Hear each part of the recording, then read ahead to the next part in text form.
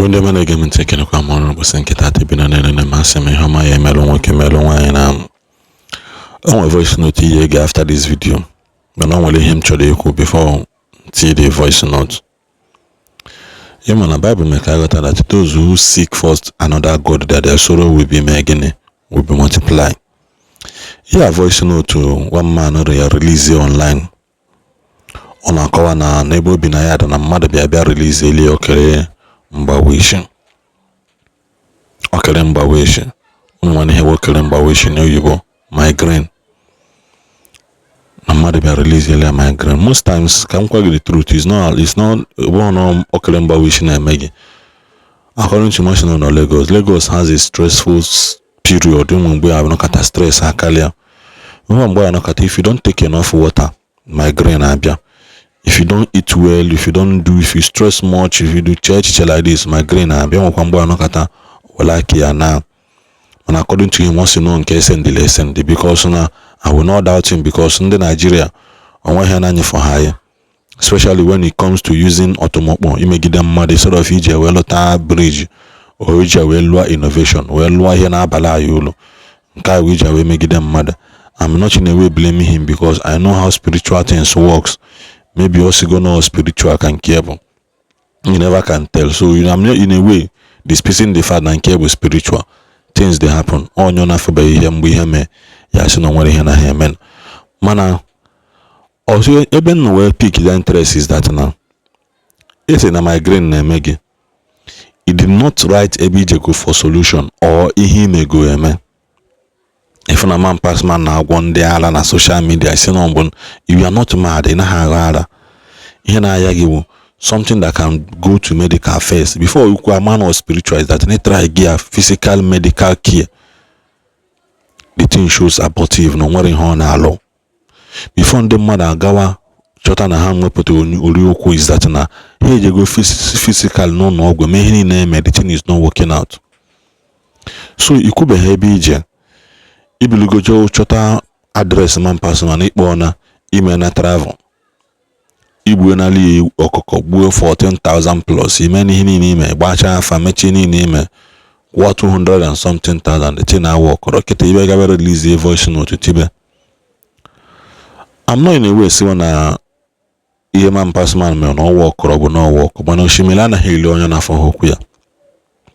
One thing about you people that goes to Bible list by night is that na iheme unama nkwukwa iheme elu unu kunu we na akpata ego so ihe na emewu na afoze online mba say go hustle work hard mee nke anụnwa just not be yourself unama ngwa mmadụ ihe unu mewe nweta ego ma ọ bụ na eventually no work well because I don't believe in all those things unu na-eme mana ọ bụzi na ọ work ifoze onye ahụ tibe mkpu ị na-achọ ka ego ikwesịrị iji wee mee ihe dị mkpa unu mụvụ mgbe nke akwụkwọ na ewu mmadụ ya pụta 1 million ise na ije ka iwe je gwọ oke ite igwochazi shop ga dị empty mgbe ahụ na ewu mgbe ahụ so iwepụ gị ego dị kalịlụ ikwu man pass ma 200 and something thousand kwụwa ego ọbala egbufu 14,000 plus ọ bụrụ gị na 200 and maybe 260 something thousand iwepụtakwa 5,000 ego afa 270.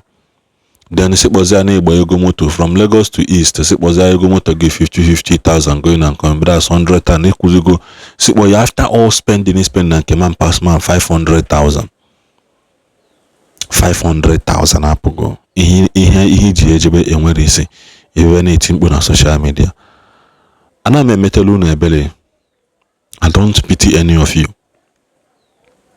I will never and we pity any of you na aga na nke dibia ka emelu no one or two and I emelu na ebele. And I will also not pity anybody ga na church say na ka okwu agwo ka pastor we emeli ekpele. I will not pity any of you. I will not pity any of you. Any pastor na anaghị ego ka ekpele is as fake as ABCD. It's more fake than the P in psychology. That pastor is more fake more than that P than a psychology. So anything that has to do with monetary exchange of money to prayer, afa igwe hanchabo fa doesn't work. So gezianụ ka unu n'ihe nwanne anyị nwoke na ihe jelu n'aka man pass man na aghọtago ịnụnecha shie ya because ihe a bụ 1 out of 100 because ọ bụrụ mmadụ na-ekwe ekwete speaking up na ha je na nke dibịa, and that is the intimidation these people use. Mana they are freely to speak na ha je na nke pastor Okoro because they believe that na ha ya generalize onye ha to imago, mana they can't speak up na ha je na nke dibịa. In the end of this video, a word is enough for the wise. I greet you all my lovely fans. Please borrow my family movement. If you follow now, begin. Ka man pass man si we ka obi. Nalu onye Igbo, nwobele ego, oge ji wee gwo onye oya. Maka na onye ese na enwelu nsogbu.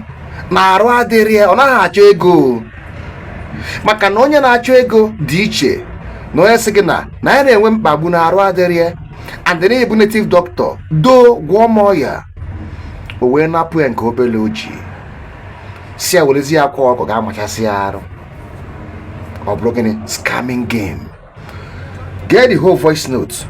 Ka ifife nwanne na-eme nwanne ya ịgwa mụ na ọ bụ aka ka anyị ga-eji wee mezie ana Igbo. Ọ fụrụ mmagwa nwanne ya maka na aja ana Igbo ga-agbalele ụgwọ. All these guys, they are all criminals, scammers up and down. Criminals. All how about obodo dey mind and when I is na Igbo today. Otago. I like what you are doing. I like it. These people are just simple criminals. So them bring jemara dibia bondi na-enye ọgwụ. Onye isi na-adịrị onye na-ahụ na arịa agwọ ya. But how does it turn Zuya to another thing? All how but is kidnapping. All these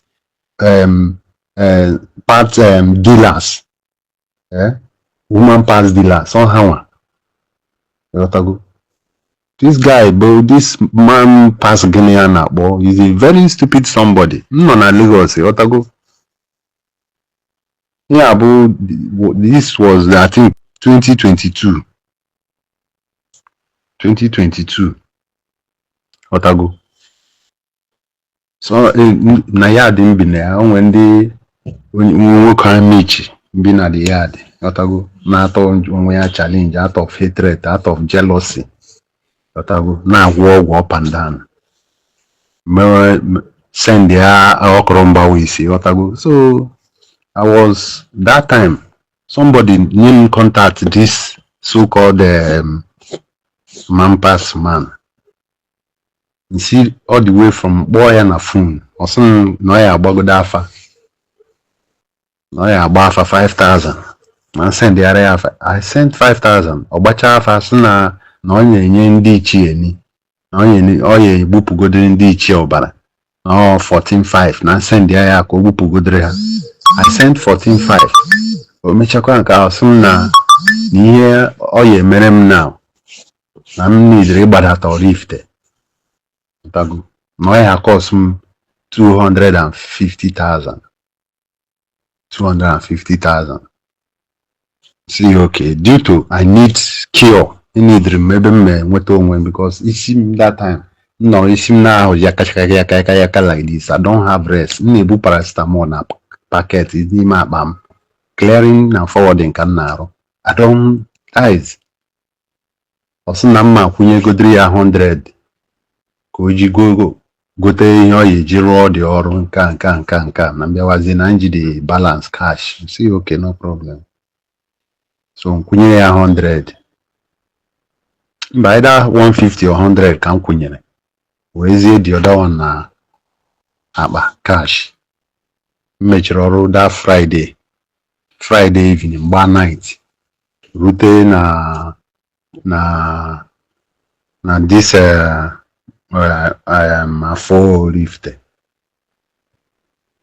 Okada buru mjewe na beer. So ruta there. So okay the balance, the balance near. Be mecha yan wa mecha at ya any no atre. No go budu cha at the end of the day. Mo anatawa back motor that day. Natawa back to Lagos. Rute ko Lagos, the thing can make kwa. Do you know that all this guy? See, look, oh, the thing is now that I don't have rest. This guy is one and send their 5,000 ego afa.